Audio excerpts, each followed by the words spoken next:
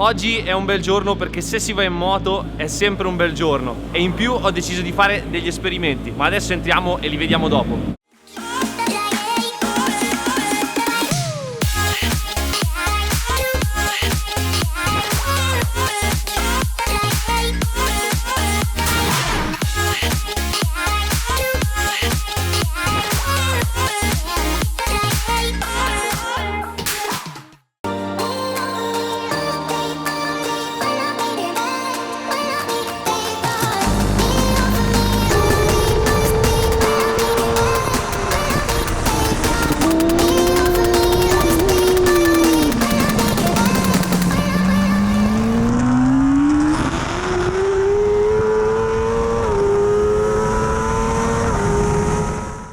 E invece non è vero niente perché i capelli non li ho tagliati, o meglio solamente un pochino per spuntare le punte che rompono le palle fuori dal casco mentre vai. Ma ho messo questo titolo clickbait per farvi ragionare su una cosa. Spesso ci sono alcuni argomenti che mi chiedete: ma quando esce il video? Ma quando lo fai? Ma come mai? Dai che aspettiamo? E poi quando esce il video puntualmente non se lo caga nessuno. E quindi ho voluto fare questo esperimento sociale e farvi ragionare sul fatto che probabilmente se succedono queste cose è perché non siete iscritti al canale. Nel titolo, oltre ai capelli, avete visto che ho parlato di esperimenti e di esperimenti ne abbiamo fatti. Non vi ho detto nemmeno dove sono. Siamo a Cervesina, circuito Tazio Nuvolari. Non giro qua da una vita di anni, dal 2019 e prima ancora dal 2015 quando ho fatto la gara del moto estate. E sono venuto qua perché avevo un po' di pezzi speciali che adesso vi farò vedere durante la giornata da provare. E a Cremona c'è il Dunlop Day e io, essendo Pirelli, ovviamente non ci posso andare, e tutte le altre piste erano molto lontane. Comunque l'importante era provare queste cose che adesso vedrete. Quindi entriamo, facciamo 2 giri e poi ve lo faccio vedere.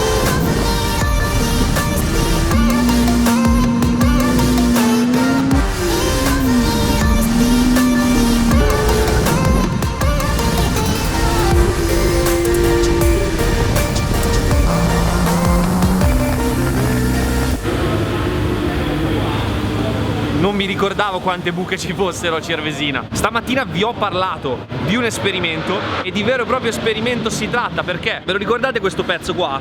Questo pezzo qua, che è il supporto che tiene la leva del cambio, è quello che avevamo fatto io e il mio amico Stefano Azzotto al Tornio alla Fresa, cioè l'aveva fatto lui, per tenere su la leva del cambio e averla da davanti e non infulcrata sulla pedalina. Questa cosa è stata vista da delle persone che guardano i miei video e che tra l'altro hanno un'azienda che si chiama Calato, che si occupa di progettazione, innovazione e sviluppo di pezzi per moto, e che si affida a un'altra azienda che gli fa la produzione, si chiama Meccanica PR, e che mi hanno contattato per cercare assieme a me e a Team BR Corse di sviluppare alcuni prodotti per poi essere messi in commercio. E uno dei primi prodotti che hanno fatto e che abbiamo avuto da provare, Mirko li sta già provando, io siccome non sono ufficiale li ho avuti per secondo, sull'R1 adesso sono arrivati questi semimanubri che abbiamo montato e adesso ve li racconto. Questi manubri sono stati fatti con la filosofia del centro forcella, quindi rimangono sull'asse appunto della forcella, che tra l'altro sono la soluzione che Yamaha su questa moto, sull'R6 e anche sull'R1 presenta da originale. Questo perché io montavo dei semimanubri avanzati con i quali non mi trovavo personalmente. Ovviamente vanno bene su altre moto, vanno bene per altre persone. A me non piacevano particolarmente perché mi sentivo molto lontano dallo sterzo, soprattutto in accelerazione, anche in staccata, e infatti se notate la differenza è parecchia. Poi questi manubri prodotti dai ragazzi di Calato, oltre alla produzione, si occupano anche della progettazione del pezzo, che viene disegnato in CAD e poi vengono fatte le analisi FEM, giusto? Chiedo conferma perché loro sono gli artefici di questo pezzo. Fate un saluto. Quindi tutti i pezzi vengono progettati, analizzati, viene fatto anche il crash test, quindi la prova di rottura onde evitare di montare i manubri e volare via. E oggi li stiamo provando per la prima volta e la sensazione è super positiva perché danno appunto un sacco di feeling, e il fatto di avere il manubrio più vicino a se stessi è molto positivo. È un po' più faticoso mettersi in carena bene e chiudere i gomiti, però lo sforzo che viene fatto viene ripagato dalla performance e dalla sensazione, che è fighissima. Conta che tu sappia, sono tutte cose.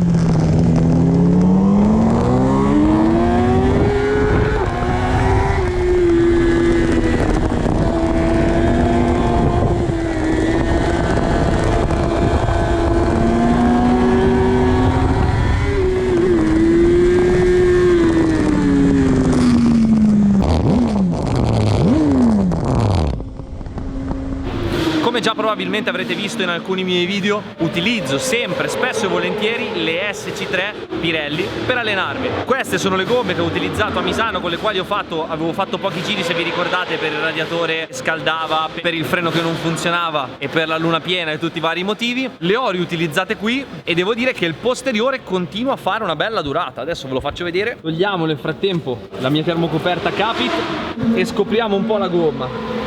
Ottimo consumo, il pallino di usura ancora c'è, quindi oggi mi sa che tutto il giorno ce la sorbiamo. Cosa super positiva dell'SC3 è che è una gomma molto durevole nel tempo. Infatti durante tutto il suo utilizzo, quindi da quando è nuova a quando è finita, il comportamento è sempre bene o male lo stesso. Chiaramente perde di performance leggermente, però ha una lunghissima durata. Invece ci sono delle gomme un pochino più racing che vengono spesso utilizzate anche nel mondo amatoriale, mettiamo la SCX, mettiamo la SC0, che hanno subito una ottima performance e poi un calo drastico. Quindi se siete amatori, se vi fermate spesso e volentieri, se riutilizzate la gomma anche in altre giornate o per più giornate, sicuramente un SC0 non è il prodotto che fa per voi. La SC3 la uso anche io per allenarmi. L'unica differenza sostanziale rispetto a una gomma più performante come può essere una 1 o una 0 è che quando poi vai a sollecitarla, chiaramente non ha il grip che può avere una gomma racing. Però questa cosa è molto positiva, soprattutto se si vuole fare chilometri e allenarsi, perché è una gomma molto sincera, quindi ha un ottimo scivolamento e permette di controllare tranquillamente il gas anche se non si hanno i controlli, perché ad esempio io sulla mia R1 2004 non ho nessun tipo di controllo. E adesso, visto che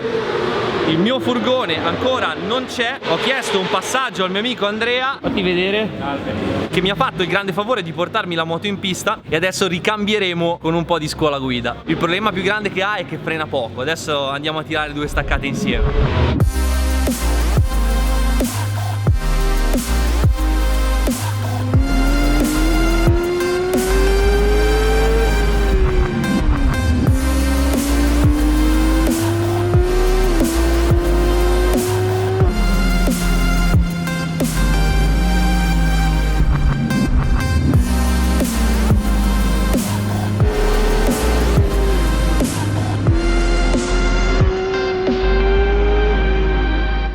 Poi adesso sfruttiamo il fatto che i ragazzi di Calato, siccome provavamo il loro materiale, sono venuti a trovarmi oggi mentre giravo. Li abbiamo un po' schiavizzati nello smontare la moto, che è molto semplice. Già ve l'avevo fatta vedere in un video passato in cui è stata smontata molto velocemente, perché tutte le moto racing hanno i loro sganci rapidi e quindi devono essere facilmente smontabili. Stiamo smontando la moto per farvi vedere il secondo particolare sperimentale.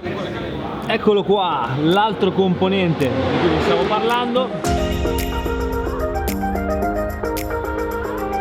Questo è l'altro particolare che volevo farvi vedere. È un 3 vie o un deviatore, chiamatelo come volete, che serve a dividere l'impianto frenante per essere più facile in caso di caduta, perché divide l'impianto in diverse sezioni. Quindi abbiamo la parte superiore con il tubo che va alla pompa e soprattutto, cosa molto importante, la parte inferiore con i 2 tubi che vanno alle pinze di egual misura, perché molti impianti fatti con i 2 tubi lunghi che partono direttamente dalla pompa, un tubo più lungo e l'altro no. È una soluzione che si usa nelle gare da un po' di anni. Questo deviatore l'abbiamo sviluppato con loro. Questa è la prima versione con solo il tappo per il sensore di pressione freno, quindi è già predisposto per delle moto che debbano montare un'acquisizione dati. Nella versione nuova ci sarà anche uno spurgo posizionato qui in maniera da poter spurgare l'impianto facilmente, anche se comunque noi montandolo non abbiamo riscontrato nessun tipo di problema. Altra cosa che abbiamo provato oggi è il famosissimo radiatore che ha rotto le palle per tanto tempo. Finalmente sono riuscito a montarlo. Se avete visto durante gli onboard, la temperatura è molto più bassa rispetto a Misano, perché sto girando circa 80-82 gradi, dipende. Comunque una temperatura molto ragionevole. A Misano giravo oltre i 100 gradi in utilizzo ed era impossibile. L'unico problema che abbiamo è che il radiatore è posizionato un pochino troppo avanti e quindi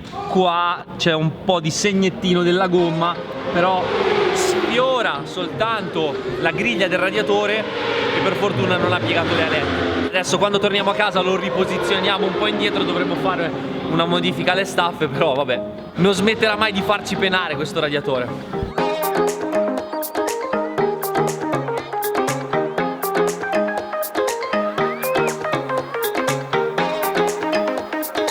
Voilà, moto pronta!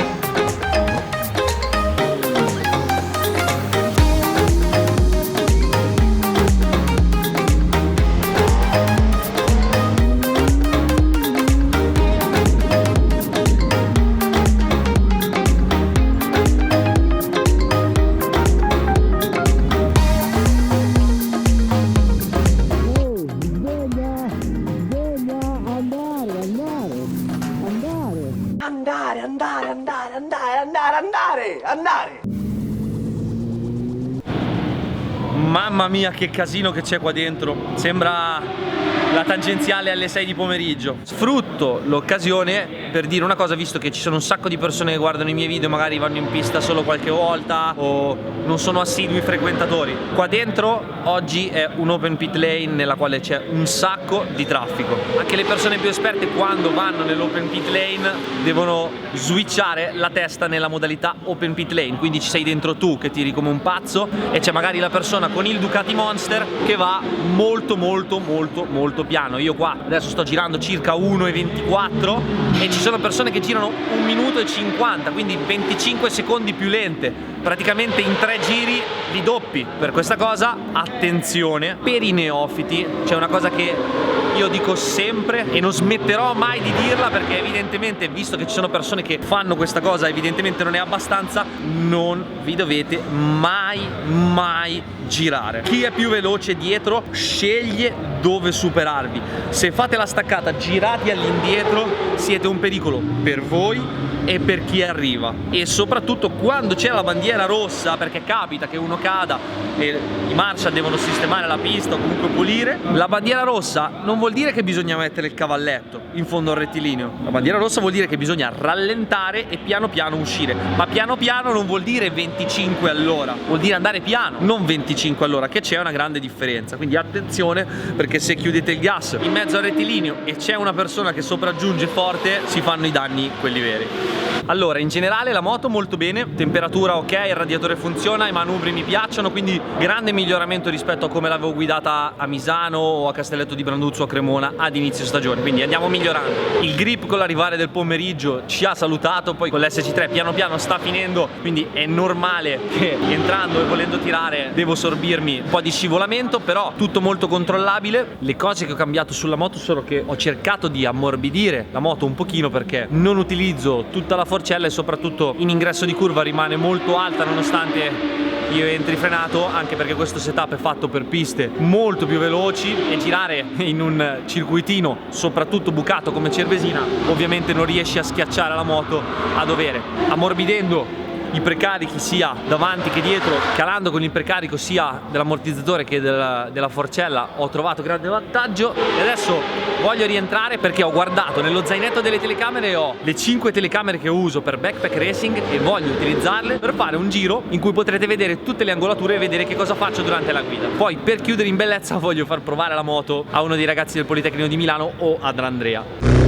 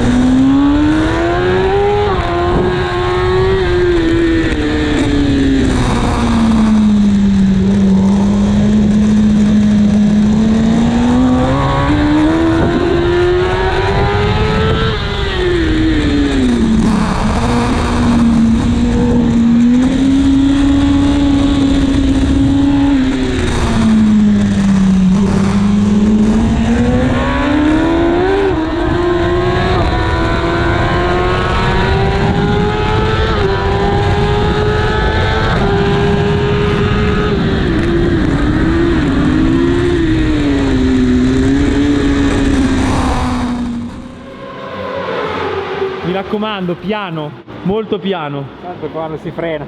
Vai, divertiti. Allora, cambio rovesciato, c'ha l'antisaltellamento, quindi lascia con la frizione come la tua. Il resto Del lei. vai. Occhio, non ci sono i controlli, la gomma non è bellissima. Vai.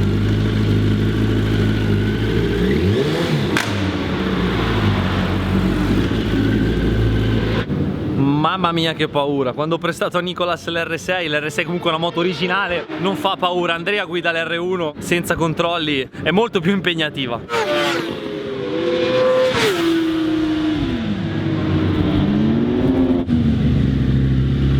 Oh, fermo. A poco sterzo. Porca troia. Che mi dici? È un aeroplano, vedo. E ciclistica? Mistica buona, bella, tanta roba. Ti sembra rigida o morbida? Non lo so, per come vado adesso non ne ho idea sinceramente.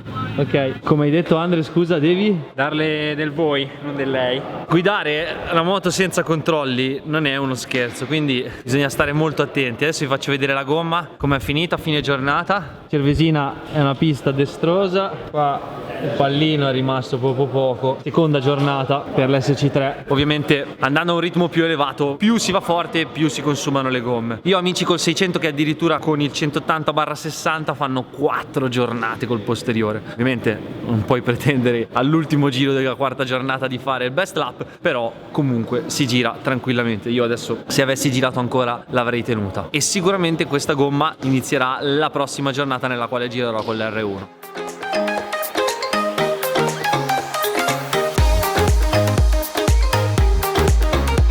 Bene, direttamente dal rettilineo di Cervesina e al tramonto e a fine giornata, dopo un sacco di giri che abbiamo fatto qua oggi, io vi saluto, spero di avervi fatto divertire e che abbiate potuto osservare delle cose interessanti e che possono servirvi, soprattutto i manubri, tutto il lavoro che stiamo svolgendo con Calato per poter produrre dei prodotti utili e più racing. Noi domani con BR Corse partiamo per il rush finale del mondiale Superbike, abbiamo le 3 gare in fila di Barcellona, Jerez e Portimao e speriamo che il nostro Mirko faccia un podio finalmente. Dopodiché tornerò a girare con l'R1 con gli aggiornamenti sui manubri, ma questo lo vediamo in un prossimo video. Ciao!